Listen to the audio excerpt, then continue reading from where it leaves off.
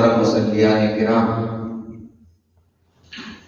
حیدرآباد کی صدر الشام جامع مسجد میں آج فجر کی نماز کے بعد ایک مختصر سے درس کے لیے میں آپ کے روبرو موجود ہوں۔ قرآن مجید کے 28ویں پارے سے سورۃ التحریم کی ایک آیت میں نے آپ کے سامنے پڑھی ہے۔ اس آیت میں اللہ تعالیٰ نے یا ایھا الذین آمنوا کہہ کر ہم اور آپ جو آخری نبی جناب محمد رسول اللہ صلی اللہ علیہ وسلم کے امتی ہیں اور ایمان والے ہیں، ہمیں اللہ تعالیٰ نے مخاطب کیا ہے اور ہمیں ایک بڑا ضروری حکم دیا ہے۔ فرمایا یا ایھا الذین آمنوا قوا انفسکم واہلیکم نارا، اے ایمان والو اپنے آپ کو اور اپنے اہل و عیال کو، اپنی فیملی کو، اپنے پریوار کو بچاؤ۔ کس چیز سے؟ نارا، آگ سے بچاؤ۔ کیسی آگ سے؟ وقودها الناس والحجارہ، ایسی آگ سے جو دنیا کی آگ سے بہت زیادہ خطرناک ہے، جہنم کی آگ، جس جہنم کی آگ کا ایندھن انسان اور پتھر ہوں، علیہا ملائکۃ غلاظ شداد، اور اس جہنم کے جو چوکیدار ہوں گے، جو داروغہ ہوں گے، جو اس کے ذمہ دار ہوں گے جہنم کے، ایسے سخت فرشتے ہوں گے، ایسے سخت دل ہوں گے، لا یعصون اللہ ما امرهم، وہ کسی کے ساتھ کوئی مروت نہیں کرے گے، وہ اللہ کے کسی حکم کی نافرمانی نہیں کریں گے۔ محترم بزرگوں، عزیزوں، بھائیوں، یہ قرآن کی آیت ہمیں اور آپ کو ہماری ذمہ داری یاد دلاتی ہے۔ ہمیں سے ہر شخص ایک پریوار سے جڑا ہے، ایک فیملی سے جڑا ہے۔ کوئی کسی کا باپ ہے، کوئی کسی کا بیٹا ہے، کوئی کسی کا بھائی ہے، کوئی کسی کا شوہر ہے۔ ہم ایک پریوار، ایک فیملی سے جڑے ہوئے ہیں، اور ہم یہ بھی جانتے ہیں کہ ہر شخص اپنے پریوار سے، اپنی فیملی سے محبت کرتا ہے، اپنے پریوار کے لیے، اپنی فیملی کے لیے قربانیاں دیتے ہیں، صبح سے لے کے رات تک محنت کرتے ہیں، پسینے کر کے قطرہ بہاتے ہیں، ضرورت پڑتی ہے تو اپنی جان کو جوخم میں ڈال دیتے ہیں اپنے بچوں کے لیے، اپنے پریوار۔ جس پریوار سے، جس فیملی سے اتنی محبت کرتے ہیں، کیا ہم یہ گوارا کریں گے ہمارا بچہ، ہماری بچی، ہماری بیوی، ہمارے اہل خاندان، ہمارے پریوار والے جہنم کی آگ میں جلے اور ہم گوارا کر دیں؟ اللہ اسی پریوار کی محبت کو ہمیں یاد دلا رہا ہے، اس فیملی سے ہم جو محبت رکھتے ہیں اس محبت کو یاد دلا رہا ہے کہ اے ایمان والوں بچاؤ اپنے آپ کو، اپنے گھر والوں۔ آج معاشرے کا انداز آپ دیکھیے میرے بھائی، نوجوان نسل کہاں جا رہی ہے، نوجوان لڑکیاں، نوجوان بہنیں ہماری قوم کی کون سا راستہ اپنا رہی ہے، سماج میں نظر اٹھا کے دیکھیے میرے بھائی۔ سوال یہ ہے کہ اس نوجوان نسل کی گارجین کہاں ہے، اس کے ذمہ دار کہاں ہے؟ آپ نے وہ حدیثیں تو بہت سنی ہے کہ ماں کے قدموں کے نیچے جنت ہے، باپ جنت کا دروازہ ہے، مگر آج میں آپ کو ایک اور حدیث سنانے جا رہا ہوں۔ ماں اور باپ کی جو ایک ذمہ داری ہے، اس ذمہ داری کو اگر ماں باپ نے صحیح طریقے سے نہیں ادا کیا تو اس ماں اور اس باپ کا کیا انجام ہوگا، ذرا اس حدیث کی روشنی میں دیکھیے۔ یہ بخاری اور مسلم کی روایت ہے، حضرت معقل بن یسار اس حدیث کے راوی ہیں، کہتے ہیں کہ اللہ کے رسول صلی اللہ علیہ وسلم فرمایا ما من عبد یسترعیہ اللہ رعیۃ، جس بندے کے اوپر اللہ تعالیٰ کوئی ذمہ داری ڈالے اور اس ذمہ داری کو وہ باش لرعیتہ، اور اس ذمہ داری کو وہ صحیح طریقے سے نہ نبھائے، اپنی ذمہ داری کے ساتھ دھوکہ دھڑی کرے، فراڈ کرے۔ آج ہمارے یہاں یہ بھی بڑا مسئلہ ہے، کوئی مسجد ایسی نہیں جہاں ذمہ داری کو لے کر کے، جہاں متولی ہونے کو لے کر کے جھگڑے کر چلے، کوئی تنظیم ایسی نہیں جس کے عہدوں کے لیے رستہ کشی نہ ہو، جس کی کرسی کے لیے لڑائی نہ ہو۔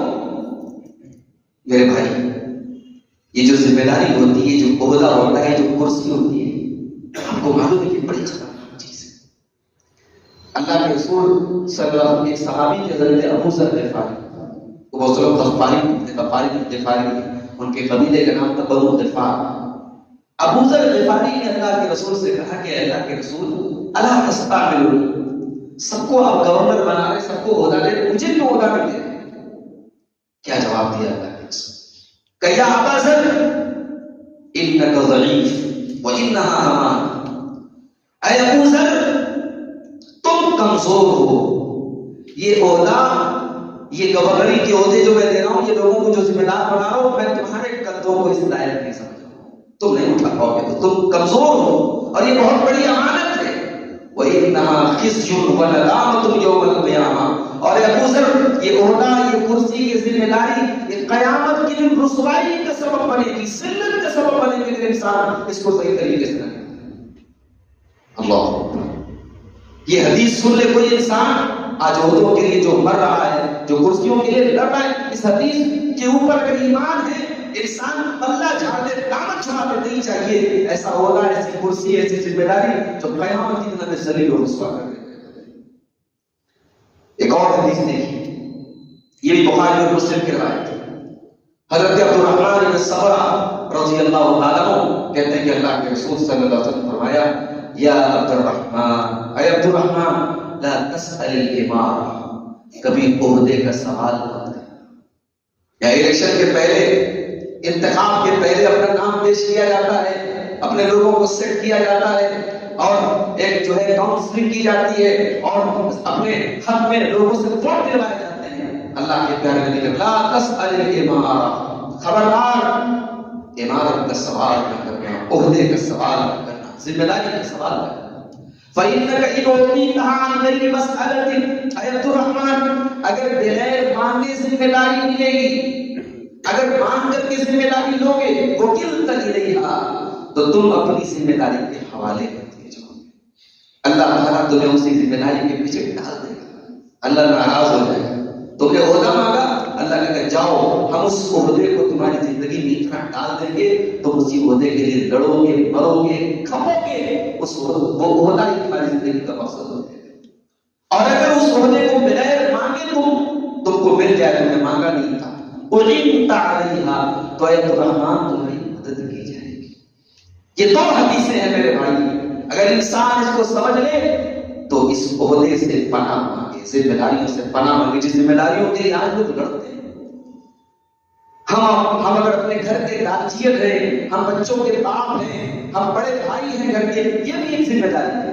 کلکم راع وکلکم مسئول عن رعیتہ، اللہ کے رسول فرماتے ہیں ہر شخص اپنے گھر کا ذمہ دار ہے، اس کی فیملی کے بارے میں سوال ہے۔ اب ان تمام چیزوں کو سامنے رکھ کر کے ابھی حدیث پر غور کیجیے۔ جس بندے کو اللہ تعالیٰ کوئی ذمہ داری دے اور اپنی ذمہ داری کے ساتھ وہ دھوکہ دھڑی کرے، اپنی ذمہ داری کو نہ نبھائے، باپ ہے باپ کا حق ادا نہ کرے، ماں ہے ماں کا حق ادا نہ کرے، نوجوان لڑکا کہاں جا رہا ہے، نوجوان بیٹی کہاں جا رہی ہے۔ آپ کو بتاؤں میں اسی شہر حیدرآباد کے بارے میں بڑی افسوسناک بات آپ کو بتاؤں۔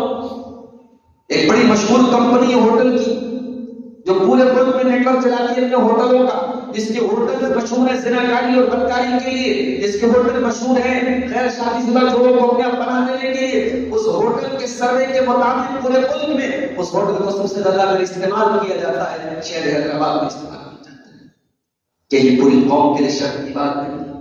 ہماری غیرت کہاں گئی، ہماری شرم و حیا کہاں گئی؟ ہم نے شادی بیاہ کو اتنا مشکل، اتنا مہنگا، اتنا خرچیلا بنا دیا کہ آج غریب قوم کی غریب بچیاں پیرا بڑی کا شکار ہے، بدکاری کے راستے پر جا رہی ہیں، اور ہم سمجھ رہے کہ فجر کی نماز پڑھ کے راتوں میں تہجد پڑھ کے اللہ کے نجات پائے۔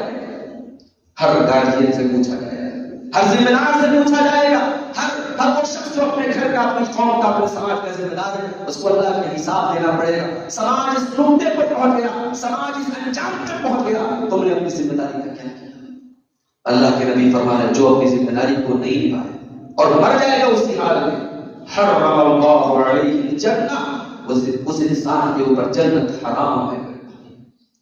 وہ ماں سن لے جس نے ماں ہونے کا حق ادا نہیں کیا، اگر اس نے ذمہ داری کو نہیں نبھایا، نبی اکرم صلی اللہ علیہ وسلم کے الفاظ جنت حرام ہے۔ وہ باپ سن لے جس نے بچوں کو پیدا کر کے چھوڑ دیا، ان کی تربیت سے کوئی مطلب نہیں، وہ باپ سن لے جنت حرام ہو جائے اس باپ کے اوپر۔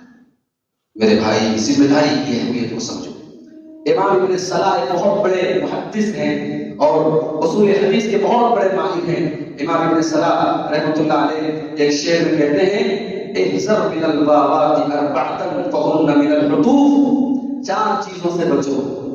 4 چیزیں واؤ سے شروع ہوتی ہیں عربی میں، اور یہ چاروں چیزیں انسان کو مار ڈالتی ہیں، ختم کر دیتی ہیں. واو الوصیۃ والودیعۃ والوکالۃ والوقوف. کہتے پہلی چیز کیا ہے؟ وصیت. کسی کے وصی مت بنو. کوئی وصیت کر کے گیا میرے یتیم بچے کی پرورش کر لو، وصیت کی ذمہ داری مت قبول کرو، خطرناک ہوتی ہے ذمہ داری. دوسری چیز والودیعہ، کسی کی امانت کے ذمہ دار مت بنو. کسی نے پیسے ہیں یا زمین ہے یا جائیداد ہے، کوئی بھی چیز ہے، اگر آپ کو بتاؤ یہ امانت دے دی، یہ آپ کو ہلاک کر سکتی ہے. اور تیسری چیز والوکالہ، کسی معاملے میں وکیل مت بنو، وکیل بننے سے بچو. اور چوتھی چیز والوقوف، وقف کی چیز، وقف کی پراپرٹی کی ذمہ دار. ہمارے لوگ لڑتے ہیں، لوگ شوق سے چاہتے ہیں کہ ہم ان چیزوں کی ذمہ داری حاصل کر لیں. یہ امام ابن صلاح جو اپنے دور میں بہت بڑے محدث ہیں اور اصول حدیث کے بہت بڑے ماہر ہیں، انہوں نے ایک شعر میں اس ذمہ داری کی خطرناکی کو ہمارے سامنے پیش کیا. میرے بھائی دعا کیجیے، دعا کیجیے اللہ تعالیٰ سے ہم سب کو اپنی ذمہ داری کو سمجھنے کی توفیق عطا فرمائے. اور یہاں جب میں ذمہ داری کا لفظ بولتا ہوں، یہ بہت عام لفظ ہے. کوئی عہدہ، کوئی کرسی ہی اس سے مراد نہیں. ہر شخص کہیں نہ کہیں ذمہ دار ہے. کلکم راع وکلکم مسئول. ہر شخص کسی نہ کسی چیز کا ذمہ دار ہے. دعا کیجیے اللہ ہم سب کو اپنی ذمہ داریوں کو سمجھنے کی توفیق عطا فرمائے. اللہ ہماری نوجوان نسل کی حفاظت فرمائے. اللہ ہمارے ان بھائیوں کو جو عہدے اور ذمہ داریوں پر ہیں، انہیں اس عہدے اور ذمہ داری کی نزاکت کو سمجھنے کی توفیق عطا فرمائے.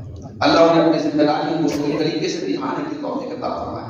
اور جو اس ذمہ داری کو اٹھانے کے اہل نہیں ہیں، اللہ تعالیٰ انہیں ذمہ داری کو چھوڑنے کی توفیق عطا فرمائے. حضرت عمر فاروق جیسا خلیفہ اور امیر المومنین میرے بھائی، جن کی زندگی مثالی ہے، آئیڈیل ہے، حضرت عمر ڈرا کرتے تھے کہ میرے اتنے بڑے حکومت کے دائرے میں اگر کسی کے ساتھ ناانصافی ہوئی، اللہ مجھ سے پوچھے کہ میری گردن پکڑی ہے.